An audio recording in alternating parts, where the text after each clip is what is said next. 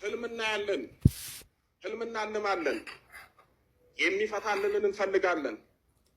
አንዳንዶቻችን ልክ ናቡከደነጾር ለአስማተኞቹ ህልሙን ለማስፈታት እንደሞከረ ህልም መፍታት የማያውቁ ስለ ህልም የማያውቁ ሰዎች ጋር ሄደን ዛሬ በህልሜ ይሄንን አየው፣ ዛሬ በህልሜ እንዲህ ተነገረኝ፣ እንዲህ ተባልኩኝ ብለን የምንናገር ሰዎች አለን። እግዚአብሔር አምላካችን ወደ ሰው ልጆች የሚመጣው ሰዎችን የሚያነጋግረው አንድም በህልም ነው። ህልም ማለት እግዚአብሔር ወደኛ የሚመጣበት ሰማያዊ መንገድ ነው። ሰዎች ህልምን ከእግዚአብሔር የተነሳ ያያሉ። ሰዎች ህልምን ከመቤት ያያሉ። ሰዎች ህልምን ከቅዱሳን መላእክት ያያሉ። ሰዎች ህልምን ከቅዱሳን ያያሉ። ሰዎች ህልምን ከክፉ መናፍስት ያያሉ። ሰዎች ህልምን ከስጋ ድካም የተነሳ ያያሉ። በዚህ በመጽሐፈ መክብብ በምዕራፍ 5 ቁጥር 3 ላይ ህልም በሉ እስኪ፣ ህልም በስራ ብዛት ይታያል። ስለዚህ ህልም ከምን ይታያል ማለት ነው? በስራ ብዛት ማለት ምን ማለት ነው? ይመልስልኝ። በምናችን በዋልንበት ጥሩ ነው። በነገራችን ላይ ቀን የዋላችሁትን ውሎ ማታ በህልማችሁ ደግማችሁ ታያላችሁ። ቀን የተናገራችሁትን ሌሊት ስትናገሩ ታድራላችሁ። ሰው በስራ ብዛት ህልም ያያል ማለት ሰው ከስጋዊ ስራው ወይም ደግሞ ከስጋው ድካም የተነሳ ህልም ያያል ማለት ነው። ይሄ ህልም አይደለም። ሰው ከስራ ብዛት ወይም ደግሞ ከስጋው ድካም የተነሳ ህልም ካየ ይሄ ህልም ሳይሆን ቅዠት ነው። እንደነገርኳችሁ ሱባኤ ገብታችሁ ጸሎት ይዛችሁ ከእግዚአብሔር ዘንድ ህልም ታያላችሁ። ምክንያቱም እግዚአብሔር ወደኛ የሚመጣው አንድም በህልም ነው። በዚህ በኦሪት ዘፍጥረት በምዕራፍ 20 ቁጥር 3 ላይ እግዚአብሔርም ሌሊት በህልም ወደ አቤሜሌክ መጣ ይላል። ወደ ማን መጣ? ወደ አቤሜሌክ መጣ። ስለዚህ እግዚአብሔር አምላካችን ወደኛ የሚመጣው በህልም ነው። ህልምን ስታዩ ለመናገር ለማስተርጎም አትቸኩሉ። ሱባኤም ገብታችሁ በቤታችሁም በጸሎት ተወስናችሁ እንዲሁም ደግሞ ዝም ብላችሁም ተኝታችሁ እግዚአብሔር በቸርነቱ ህልም ሊያሳያችሁ ይችላል። ስለ ህይወታችሁ ሊጠቁማችሁ ይችላል። በህልም የወደፊት ህይወታችሁ ሊነገራችሁ ይችላል። ህይወትም ይሁን ሞትም ይሁን ህይወት ከሆነ እንድንጠቀምበት፣ ሞት ከሆነ ደግሞ እንድንጠነቀቅበት እግዚአብሔር አምላካችን ህልም ያሳየናል። ያንን ያየነውን ህልም ሳንደነግጥ ቁጭ ብለን አስተውለን ከቻልን ራሳችን ማሰብ፣ ካልቻልን ደግሞ እንደው ለአባቶች ነው መንገር ያለብን። አንዳንዶቻችን ህልም አይተን ጠዋት እስክንናገር የሚያቅበጠብጠን ሰዎች አለን። ሱባኤም ገብተን ጸሎትም ይዘን በድንገት እንኳን አስገራሚ ህልም ካየን በልቦናችን አንይዝም፣ በልቦናችን አናኖርም። ለጓደኛችን፣ ለወዳጃችን፣ ላገኘነውም ሰው እስክንናገር የምንቾክል ሰዎች አለን። ህልማችሁን ሚስጥራችሁን በልቦናችሁ ያዙ። በዚህ በሉቃስ ወንጌል በምዕራፍ 2 ቁጥር 52 ላይ እመቤታችን በልቦናዋ ታኖረው ነበር ይላል። በምን ታኖረው ነበረ? በልቦናዋ። ልጇ አምላክ እንደሆነ ለሰው አልተናገረችም፣ በልቦና አኖረች። እመቤታችን ህልምና ራእይ ስታይ ለሰው አትናገርም፣ ዝም ነው የምትለው። እንደነገርኳችሁ እግዚአብሔር ብዙ ሚስጥር በህልም ይገልጽልናል። አንዳንዶቻችን እንደው ሰው ህልም ሲነግረን ከትዕቢታችን የተነሳ እማንሰማና ማንቀበላለን። ጥሩ ነው፣ ህልምን አለማመን ጥሩ ነው፣ መጠርጠርም ጥሩ ነው። አንዳንድ ጊዜ ግን የህይወታችንን አቅጣጫ ተከትሎ የሚመጣ መልእክትና ህልም ወይም ደግሞ ከህይወታችን ጋር የተገናኘ ህልም ስንሰማ አሊያም ደግሞ ሰዎች እንደዚህ አይነት ህልም አየው ብለው ሲነግሯችሁ ዝም ብላችሁ አትናቁት። ስሙት፣ አዳምጡት፣ አስተውሉት። ከናንተ ጋር የሚሄድ ከሆነ ተቀበሉት። ከናንተ በተቃራኒ ደግሞ ከሆነ አሊያም ደግሞ ከመንፈሳዊ ህይወታችሁ ጋር የማይስማማ የማይጣጣም የማይገጥም ከሆነ ተውት። ነገር ግን ህልምን እግዚአብሔር ለምን ለኔ አላሳየኝም፣ እንዴት በሰው ይነገረኛል ማለት ይሄ ትልቅ መንፈሳዊ ትዕቢትና ውድቀት ነው። በጣም የሚገርማችሁ እናታችን ድንግል ማርያም ታውቃላችሁ፣ ሊቀ መላኩ ቅዱስ ገብርኤል መጥቶ ትጸንሲ ወይም ደግሞ ትጸንሻለሽ ከሶስቱ አካላት አንዱን እግዚአብሔር ወልድን ትወልጃለሽ ብሎ መልአኩ ቅዱስ ገብርኤል በአካል መጥቶ ክንፉን ዘርግቶ ሰላምታ ሰጥቶ ብስራቱን ነግሯታል። እንደምትወልድ በመላካዊ አንደበቱ በደንብ አሳውቋታል። ይሄንን የቅዱስ ገብርኤልን ብስራትና የምስራች ድንግል ማርያም በዓይኗ አይታለች፣ በጆሮ ሰምታለች። ነገር ግን ጌታችን መድኃኒታችንን ኢየሱስ ክርስቶስን ከወለደች በኋላ 2 ዓመት ሲሆነው ሕፃኑ የእግዚአብሔር መልአክ ትላንት ጌታችንን እንደምትወልድ ለራሷ ለድንግል ማርያም በአካል መጥቶ ነገራት። ነገር ግን ከ2 ዓመት በኋላ ደግሞ ቅዱስ ገብርኤል መጣና ለእመቤታችን አልነገራትም። ለአረጋዊ ለቅዱስ ዮሴፍ ሕፃኑን ከእናቱ ጋር ይዘ ወደ ግብፅ ሽሽ ሄድ፣ ተመለስ ብዬ እስክነግር ድረስ በዛ ቆይ ብሎ ነገረው። ይሄንን መልእክትና ህልም አረጋዊ ቅዱስ ዮሴፍ ከቅዱስ ገብርኤል ሰማ። ለእመቤታችንም እንዲህ አላት፣ እነሆ የእግዚአብሔር መልአክ ቅዱስ ገብርኤል መጥቶ አንቺንና ሕፃኑን ይዤ ወደ ግብፅ እንዲሄድ ነግሮኛል፣ አዞኛል አለች። እናታችን ድንግል ማርያም መምህረ ትሕትና ናት፣ የትሕትና እናት ናት። ለአረጋዊ ለቅዱስ ዮሴፍ ትላንት ከሰማይ ወርዶ ሰላምታ ሰጥቶ ይሄንን ሕፃን አማኑኤልን እንደምወልደው የነገረኝ መልአክ ለምንድን ነው ዛሬ ያልነገረኝ? እንዴት ላንተ ይነግራል? እንዴትስ ባንተ በኩል የስደት ሕይወትን እሰማለሁ? እንዴት ካንተ ሰምቼ ስደትን እጀምራለሁ? አይሆንም፣ ትላንት የነገረኝ ገብርኤል ዛሬም ይንገረኝ አላለች። እሺ ብላ ሰማች። አረጋዊ ቅዱስ ዮሴፍ የነገራትን ህልም ተቀበለች። ከዛ በኋላ ስደት ጀመረች። እንደገና 3 ዓመት ከ6 ወር ወይም ደግሞ 4 ዓመት ከተንከራተተች ከተሰደደች ብዙ መከራ ከተቀበለች በኋላ እንደገና የእግዚአብሔር መልአክ ለቅዱስ አባታችን ለአረጋዊ ሕፃኑን ከእናቱ ጋር ይዘህ ሂድ፣ ሄሮድስ ሞቷል፣ ተመለሱ ወደ ሀገራችሁ ብሎ ሲነግረው እንደገና ለእመቤታችን ነገረ። ተያይዘው ወደ ሀገራቸው ተመለሱ። ቅዱስ ገብርኤል ትላንት ያበሰራት ዛሬ መንገር አቅቶት አይደለም፣ የእመቤታችን ክብርና ትሕትና ሊያሳውቀን ነው። አንዳንድ ሰዎች አሉ፣ ይጸልያሉ፣ ሱባኤ ይገባሉ፣ ይሰግዳሉ፣ በጥሩ መንፈሳዊ ሕይወት ወይም ደረጃ ላይ ናቸው። ነገር ግን የጸሎታቸውን ፍሬና መልስ ለማወቅ እግዚአብሔር በአንድም በሌላ ሰው ሲነግራቸው የምጸልየው እኔ የሚያየው ከሌ እኔ ሱባኤ ገብቼ እኔ አንብቼ እኔ አልቅሼ እግዚአብሔር ለምን አልነገረኝም፣ እመቤታችን ለምን ለኔ አላሳወቀችኝም ብለው ራሳቸውን የሚፈትኑ ሰዎች አሉ። እንደዚህ እንዳትሆኑ። እግዚአብሔር የሚገባችሁ ከሆነ ለራሳችሁ ይነግራችኋል። አንዳንድ ጊዜ እግዚአብሔር አምላክ ድንግል ማርያም ሱባኤ ገብተን የችግሩ ባለቤት የጉዳዩ ባለቤት ችግራችንን ይዘን ሱባኤ ገባ ነው እኛ ነን። የጸለይ ነው የሰገድ ነው የለፋ ነው የጾም ነው እኛ ነን። ለኛ መንገድ ሲገባ ለሌላ ሰው የሚነግሩት አንድም እኛ ህልሙን አይተን እንዳንጠራጠር ነው።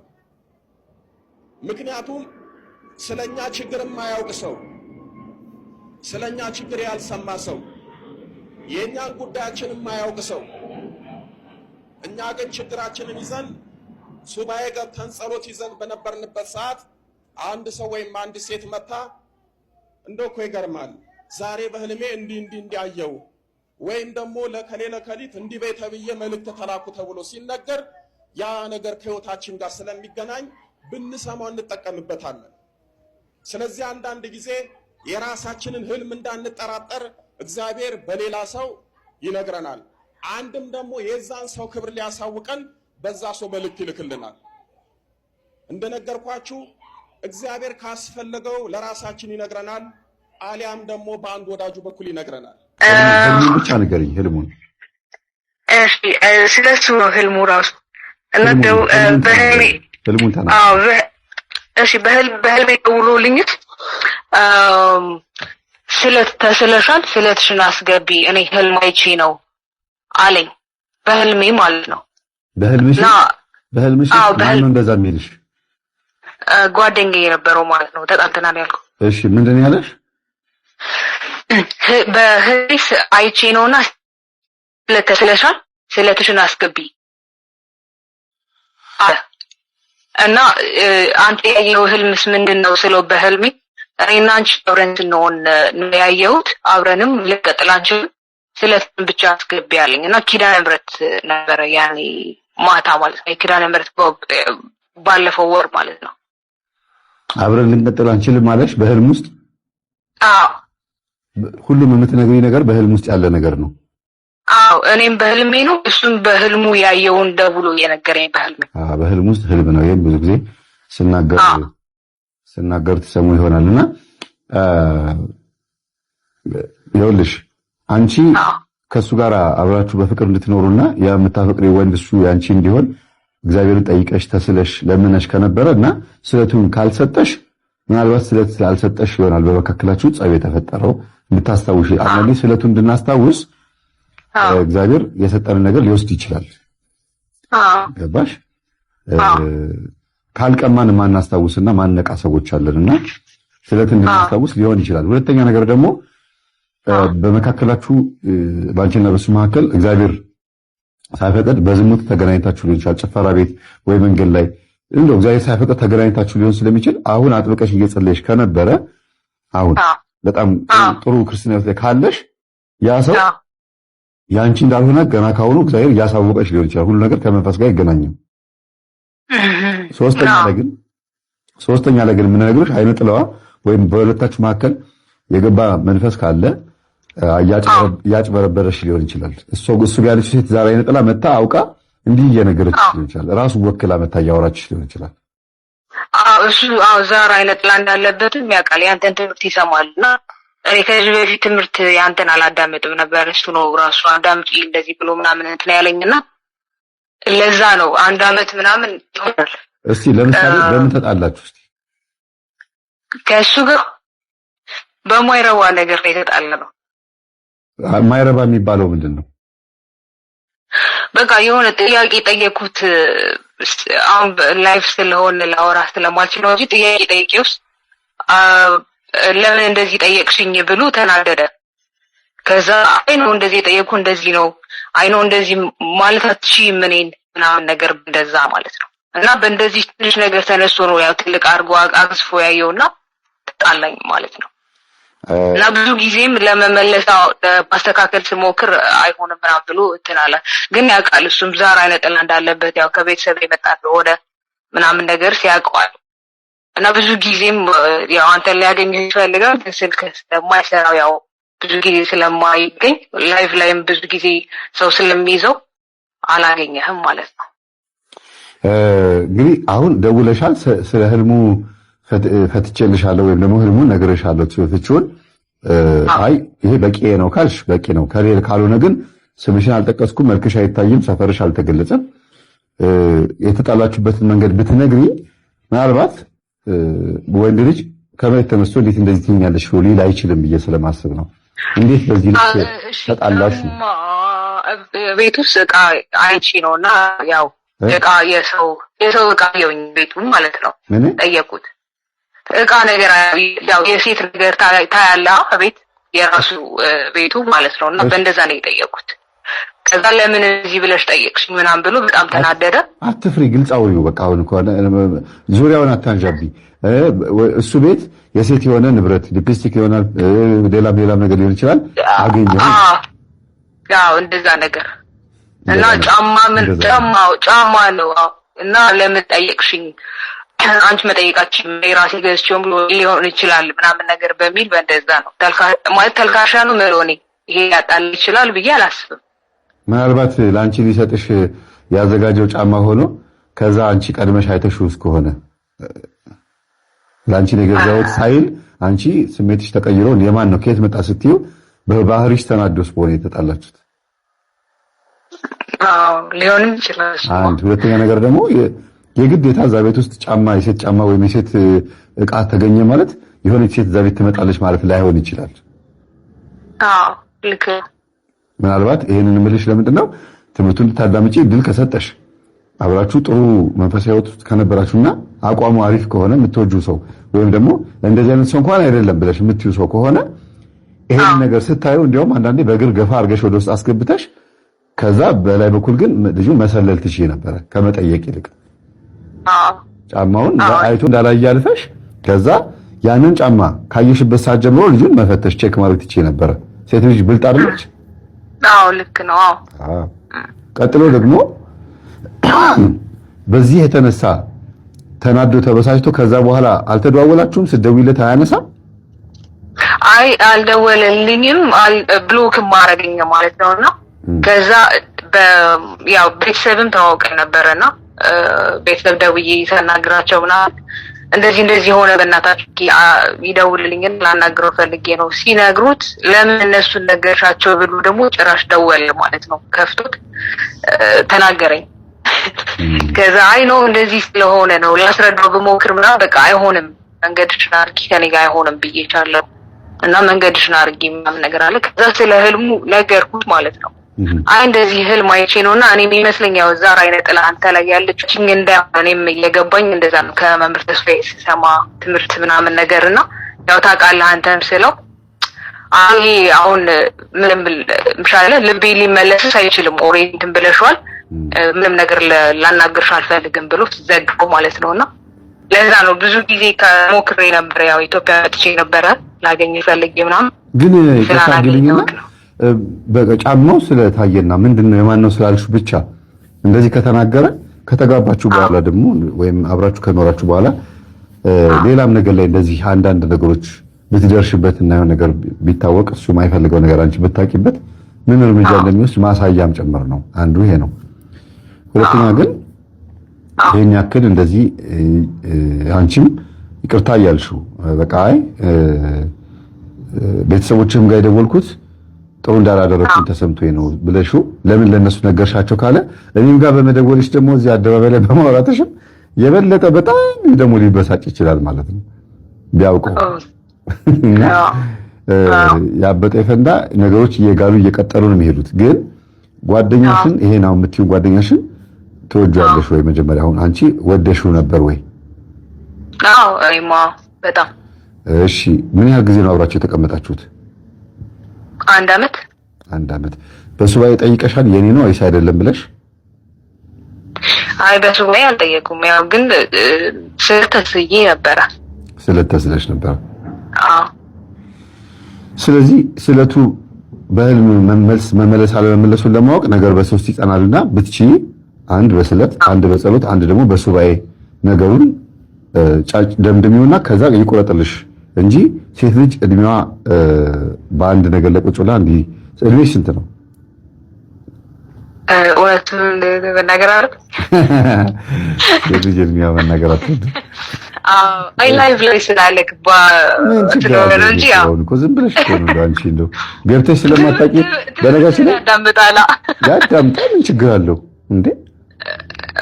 እቺ 31 ነኝ እድሜ። በቃ ስለዚህ አሁን እሱን በመጠበቅ ምታፈጃቸው ጊዜያቶቹን አስቢያቸውና ቶሎ ብለሽ እግዚአብሔር ሆይ ይሄንስ አልፈቀድክም እንደገና የምትፈቅደውን ሰው በእኔ ህይወት ውስጥ አምጣው ብለሽ ደግሞ የምትጸልይበት ጊዜ እንዲኖርሽ ካሁኑ ረጅም ጉዞ ሳይሄድ ፍቅር እውር ነው ይባላል። እርግጥ ፍቅር እውር አይደለም፣ ምክንያቱም እግዚአብሔር ፍቅር ስለሆነ እና መንፈሳዊ ሰው ከሆንሽ ፍቅር እውር አይደለም፣ እንዲያውም አይናማ ነው፣ በደንብ ያያል።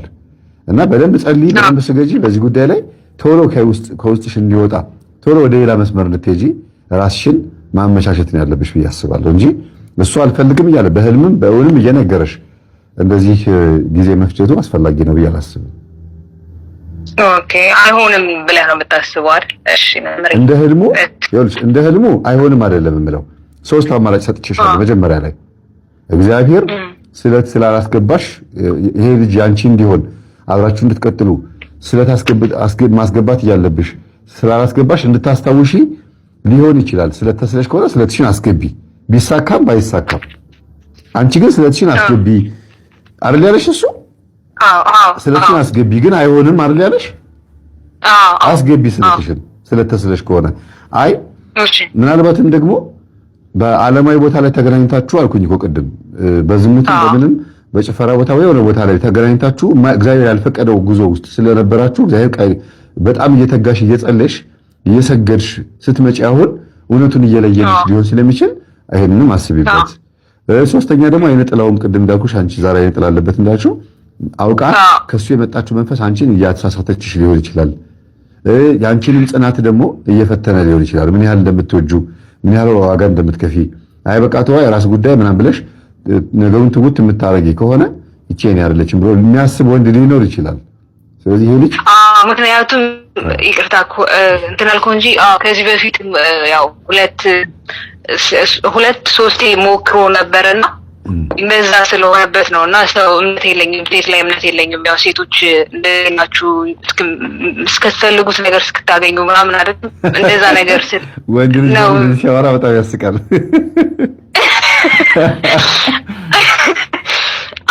እና ወንድ ልጅ እናንተ ሴቶች የምትፈልጉትን ስታገኙ ትሸሻላችሁ ብሎ ሲል አስቢው። እምነቴንስ ያው እንትን ብላችሁታል ምናምን ስለሚል ለዛ ነውና እኔ ደግሞ ያው ሁሉ ሰውስ እንደዛ አይደለም ብሎ ለማሳመን ስለምሞክር ስለነበረ ነው። አይ እንትኑን ልቡን አደንቀዋለሁ። አልፈልግም ለቁርጥ ያደረገበትን ልቡን ግን እንዲህ አይነት ሰው በጣም ከባድ ነው፣ ተቀያሚ ነው ማለት ነው። ይሄ ሰው በፍጹም ስህተቱ እንዲታወቅበትና ደካማ ጎኑ እንዲታይበት የማይፈልግ ሰው አለ። በተወሰነ መልኩ ርጉደ ለናርሲሲስት እንዳይሆን ፍሪ። ምክንያቱም አንዳንድ ጊዜ ደካማ ጎናቸው ሲታወቅባቸው አንዳንድ ሰዎች ምን ያደርጋሉ መሰለሽ? ቁርጥ ውሳኔ ወስነው ከዛ ሰው ጋር ይቆራረጡና ለምን ታወቀብኝ ደካማ ጎኔ ብለው ፈጽመው ከዛ ሰው መራቅ ነው የሚፈልጉት። የተሰበረ ብርጭቆ በፕላስተር ለጥፈሽ ውሃ መቅረት ትችላለሽ? እንደዛ አይነት ነገር ይሆንባቸዋል ላይፋቸው። በቃ ስህተታቸው በፍጹም ሊታወቅባቸው የማይፈልጉ ሁሌ እንዳስተማሩ አስተማሪ እንደሆኑ መቀጠል የሚፈልጉ ሁሌ መካሪ ሁሌ እነሱ ጥሩ እንደሆኑ መቀጠል የሚፈልጉ ሰዎች አንድ ቀን የሆነ ነገር ካገኘሽባቸው ምናልባት ድጋሚ ላታገኛቸው ትችላለሽ እነዛን ሰዎች። ከዛ አንፃር ይመክርሽ ያስተምርሽ ወይም ደግሞ ስገጅ እያለ ይነግርሽ የነበረ ሰው ከሆነና ይሄን ነገር ስታቂበት የእውነትም ሆኖ ከሆነ አሁን እኔ መፍረድ ስለማልችል ነው። ተማሪ ትምህርትህን ያዳምጣል ስላልሽኝ እየሰማኝ ከሆነ አዎ ሴት ጫማው ከተገኘ ሴት ቤቱ ነበረች ልል አልችልም። እኔ ለምን እላለሁ? ፈራጅ አይደለሁ እኔ ለምን እላለሁ? ግን እውነት ሆኖ ከሆነ እና ይሄ ነገር ስታቂበት ደንግጦም ሊሆን ይችላል፣ በዛው የሸሸው እፍረትም ሊሆን ይችላል። ልክ ነው። እሱም አገባኝ። ከዛ አንጻር ነው እቴ አመሰግናለሁ። እሺ ግን ከቻልክ በውስጥ ስልክ ብትደውልልኝ ደስ ይለኛል። የምትነግሪኝ ነገር እንዳለ እረዳለሁ። አዎ ስሜን ከዚህ በፊት ጠርተው ነበረ የሆነ መጽሐፍ ስታስመርቅ ብር ምናምን ልካለው ብዬሽ ነበረና እርዳታ ስለሆነ ነው ችግር የለውም። እና ሴቭ አድርገው ነበር ስልኬን። ይሄ ነው ስልኬ። እሺ ደውልልኝ። እሺ እጠብቃለሁ። በርቺ። እሺ ግን አንቺ ይሄን ትምህርት አገናኝቶሽ እሱ መሸሹ በጣም ይገርማል። እንዴት ከኛ ጋር አነካክቶሽ ጥሩ ቦታ አስቀምጦሽ ነው ቻው ያለሽ? በትክክል። እሺ እናመሰግናለን። እሺ መምህርዬ። እሺ በጣም በተወሰነ መልኩ ትንሽ ጥፋቱ ምናምን እንደዚህ አይመስላችሁም? ሄሎ አቤት። ኧረ ወንዶች ዛሬ ሰላም ላይቭ ላይ ነው አውቀሃል?